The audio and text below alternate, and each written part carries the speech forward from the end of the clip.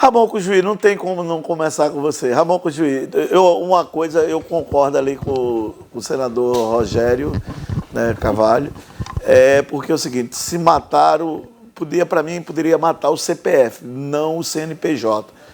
Você acha que Moro com a Lava Jato, eu sei que você tem uma birrazinha com o Moro, porque foi ele que botou o Lula na cadeia, peguei a fala do Alisson e já coloquei. Eu lhe pergunto, Moro, ele fez um desserviço à nação brasileira? Ele fez um desserviço à nação brasileira e é o maior escândalo de corrupção do judiciário brasileiro. Essa que é a verdade. Corrupção? Claro que corrupção. Quando você pega o sistema e subverte o sistema para atender interesses particulares, como ele fez, você tem um processo de corrupção no sistema. Hoje, o juiz novo da Lava Jato, ontem, suspendeu a tal da decretação de prisão do Tacla Duran, que acusou o amiguinho do Moro lá, esqueci o nome dele agora, de vender sentença. É preciso que se investigue isso. Ora, Moro saiu, antes de virar ministro de Bolsonaro, ele pede demissão do judiciário, né, e vai trabalhar numa empresa norte-americana de compliance. Né, para fazer o quê? Para trabalhar para a Petrobras. Ele quebra a Petrobras, depois ele vai atrás da Petrobras para prestar serviço para a Petrobras. Tem muita coisa esquisita nessa história. E ganhou, em 9 meses de trabalho, 3 milhões. Né? Quem conhece americano sabe que americano não paga nada de graça. Né? Entendeu? Então tem muita coisa errada aí. Então a gente precisa ter muito claro isso.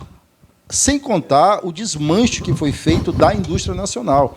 E eu não estou falando só da Odebrecht, porque a Lava Jato ela desmontou a indústria naval no Rio de Janeiro, né? Ela desmontou a indústria de química fina, que estava vinculada à Petrobras, enfim, e desmanchou toda a indústria de construção civil brasileira. Né? Quando a Coreia do Sul, por exemplo, a primeira-ministra foi pegada num processo de corrupção, né? E quem estava envolvido era o herdeiro da Samsung, a Samsung não deixou de vender uma televisão por causa disso. Inclusive, o herdeiro da Samsung pegou 30 meses de cadeia no final de 2021, e a Samsung continuou vendendo. Aqui não, aqui se prendeu o Marcelo Odebrecht, se destruiu a Odebrecht, depois se destruiu a Petrobras, se paralisou obras, se destruiu todo o Parque Naval no Rio de Janeiro, a troco de quê? Né? É preciso que se investigue essas coisas, não tem a menor dúvida. O que Moro fez foi um desserviço ao país. E quando se colocou luz sobre o que acontecia na Lava Jato, deu no que deu. Você tem um processo abusivo de utilização do judiciário para fazer política, porque foi isso que Moro fez. Ele, Dallagnol, tanto fez política que, na primeira oportunidade, Dallagnol concorreu a deputado federal e Moro ao Senado. E com o apoio de quem? Porque em 2018, se Lula concorre, Lula estava agora não no primeiro mandato, estava no segundo mandato, porque em 2018 ninguém tirava de Lula. E foi por isso que Moro o condenou para impedir a candidatura do Lula em 2018. Foi só isso. É um corrupto nato. Ricardo Frota, e aí? Moro, ele fez um desserviço à nação com a Lava Jato, colocando até Lula na cadeia. Foi corrupto, como disse o juiz? Essa Operação Lava Jato foi uma das melhores coisas que aconteceu no país. Foi uma época em que essa incerteza jurídica ela não existia. Moro ele moralizou, colocou políticos na cadeia. Agora, é importante a gente lembrar... E virou político, né? É importante a gente lembrar que quem é o autor, quem é o titular da ação penal, quem atua como custos legis, como fiscal da lei, é o Ministério Público. Nada chega para o Moro, na época que ele era juiz, de forma leviana. Foi feita uma investigação, depois o Ministério Público ofereceu a denúncia, depois o juiz recebeu a denúncia e, a partir dali, começou a instrução processual criminal. Então, isso a gente não pode esquecer. Agora, é importante a gente lembrar também que, no caso do sítio Atibaia, quem julgou foi uma juíza. E por que essa juíza não foi... Eles não questionam, eles não falam dela? Foi ela que julgou e condenou Lula no sítio Atibaia. Agora, por que só o Moro é protagonista, só o Moro errou, o Moro era parcial? Isso não existe, isso é uma narrativa criada pela esquerda para tentar desprestigiar o trabalho sério que foi feito na Operação Lava Jato pelo Sérgio Moro e fizeram uma manobra. Todo o conjunto, todo esse arcabouço jurídico, todo esse conjunto probatório em relação ao Lula ainda existe. Eles não foram desconsiderados. O STF não disse, ele é inocente, ele não praticou. Em nenhum momento foi dito isso. Foi uma manobra. Eles simplesmente disseram, ele foi julgado no lugar errado. Então, começa a julgar novamente. Foi isso que ele disse. Ele, em nenhum momento foi dito que ele não praticou os crimes. Ele praticou os crimes, tanto que foi condenado em primeira instância, em segunda instância foi referendado pelo tribunal e, nesse caso, ainda majoraram. O tribunal entendeu que o Moro foi bonzinho com o Lula, deu uma pena pequena. Aí o tribunal foi lá, majorou, aumentou a pena, foi referendada pelo STJ e também pelo STF. Depois criaram essa narrativa para tornar o Lula novamente elegível e concorrer à eleição. E aí toda a estrutura, todo o sistema estava favorável a ele. E hoje a gente tem um ladrão, um bandido como presidente da República.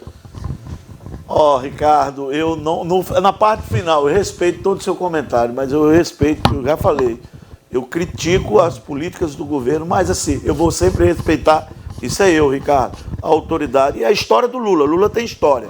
Agora, que eu queria ver um julgamento dele para saber se ele merecia essa condenação ou não, eu gostaria que a história não vai contar, porque todos nós sabemos que todos os processos foram anulados por questão do foro.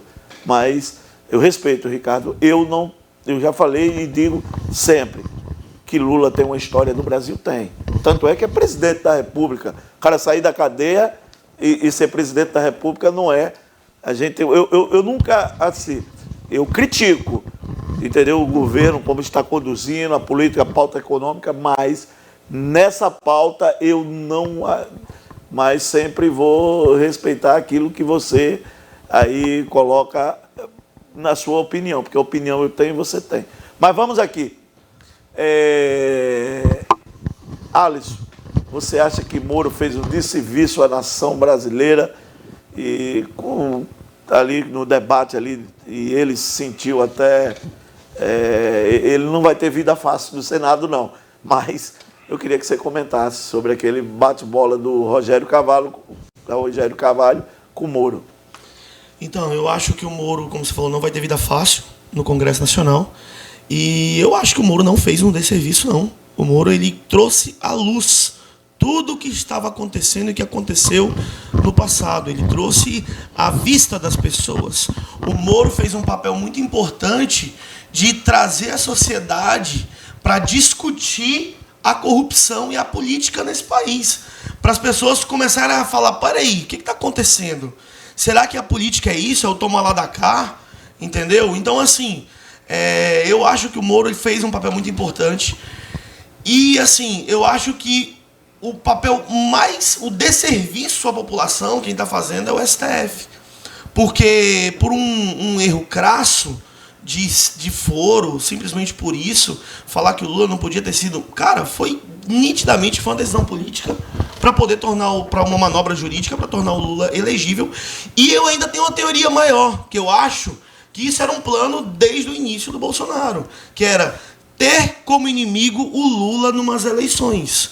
Porque ele não poderia ter o Sérgio Moro como inimigo, ele não poderia ter um Eduardo Leite como inimigo. Ia falar o que dessas pessoas? Agora ele teria que ter o Lula como inimigo, porque o Lula como inimigo é igual o Batman e o Coringa. Não pode existir o Batman se não existir um Coringa. Não pode existir o Superman se não existir o Krypto. Então é isso, gente. Todo baluarte da justiça e da moralidade tem que ter seu inimigo para poder o quê? Confrontar, ter um confronto. Quando você não tem um inimigo, porque você vai confrontar o quê? Falar o quê do Eduardo Leite? Um cara que tem 38 anos, uma vida iniciante na política, um currículo invejável. Vai falar o quê? Vai criticar um cara desse? Como? Agora não. O Lula é diferente.